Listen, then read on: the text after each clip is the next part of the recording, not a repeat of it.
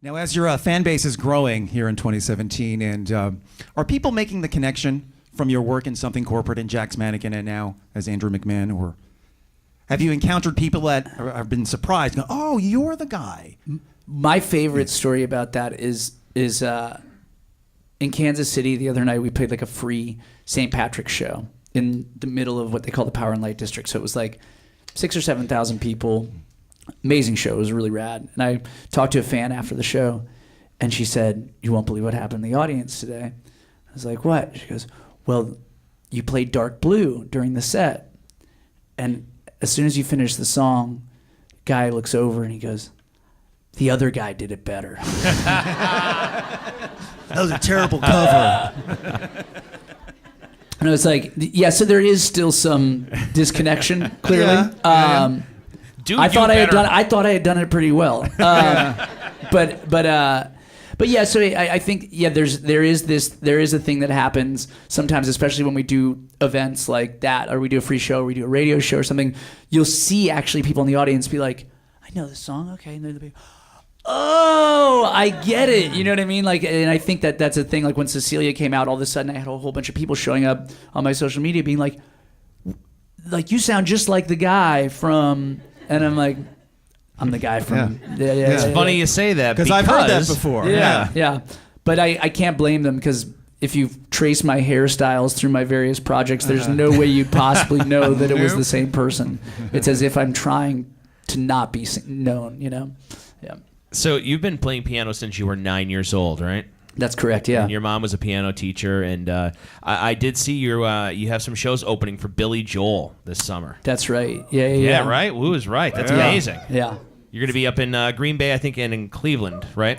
Green Bay, Cleveland, and Atlanta, yeah. Wow. So growing up, playing piano at such a young age, and I would have to imagine he had to be a major influence on you in some form. He was my idol. And now you're with the guy. Yeah, I mean, it was literally when I started playing and writing songs, my mom gave me Billy Joel's Greatest Hits Volume 1 and 2. And it became like my Bible. Like, I just listened to it on repeat ad nauseum. It was all I listened to, and then I started listening to his other records. And the first show I ever saw was Billy Joel in Cleveland when I was like 10.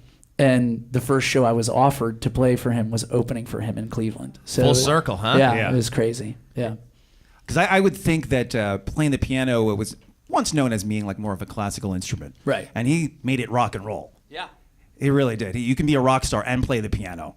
Yeah, it was the thing that, because I liked pop music, you know, like that's what I grew up listening to. I loved Michael Jackson, and you know, I grew up on, you know, on singer songwriters from the '70s. But like, I liked pop music, and so to see a piano player killing it and being a rock star and actually having that credibility in the rock space, it was like, okay, this is doable. I can like somehow become a piano playing rock star or something, you know. And yeah, it was definitely Billy Joel and then Elton John, Ben Folds. Like these are the guys that inspired me to do what I do. So how did that unfold? How did you officially get the offer from Billy Joel's camp? Because I mean, imagine he can pretty much just snap his fingers and anybody's going to jump to attention. Totally. Well, yeah. I mean, it was kind of this mysterious thing where we just got a phone call. You know, my agent texted me. He goes, "You want to call me right now?" and so I called him. I called him back. He goes, "What would you think about opening shows for Billy Joel?" And I was like, why would you even ask me that question? Yeah. You know what I mean? Like, what do you mean, what would I think about it? Of course, like, I think yes. And I think basically through promoters and people who have seen our show over the years, when they started booking their dates, they asked for feedback on who they thought would make sense, and our name ended up in that hat, and they picked us. So it's just like, yeah, it's incredible. Wow. Yeah. I know. I never, like, if somebody asked for, you know, to submit for the Billy Joel tour, I wouldn't even do it just out of like shame or something, you know. Like, but the fact that they called us was pretty great. Well, you know, you're going to be out there with him. Let's say, hypothetically speaking, he looks at you and he says, "Andrew, I want you to come on stage with me tonight, and I want you to play blank with me." What's the one song you have to? If he offers it, what are you doing? Oh gosh, I mean, I would the only one I'd really feel comfortable playing would probably be Piano Man. So that, and I'm sure he wouldn't call me out to play his hits, like the big one. But You're not going to do a dance number to Uptown I'll do Girl? it. Yeah, I mean, look, if he called me, I make sure I was prepared for anything. I'd be in the dressing room with the piano, just going like, "Don't mess this up." Strictly 80s Joel. That's all you like, right? I love 80s Joel. See, that's when I discovered Billy Joel was just outside of the 80s. So it's like Stormfront was another Bible for me. Yeah, I love Stormfront. Yeah, Downeaster Alexa. Doesn't get better than that. That is a great one. You don't just want to be a fisherman at the end of that. You're like, I'm going to go make money for my family by the time you're done listening to that. That's I'm not a exactly fisherman. right. I don't even have a boat, but Yeah, God, yeah. that's a great song. Yeah, I definitely wanted to become a fisherman for a short period of time after I heard that song.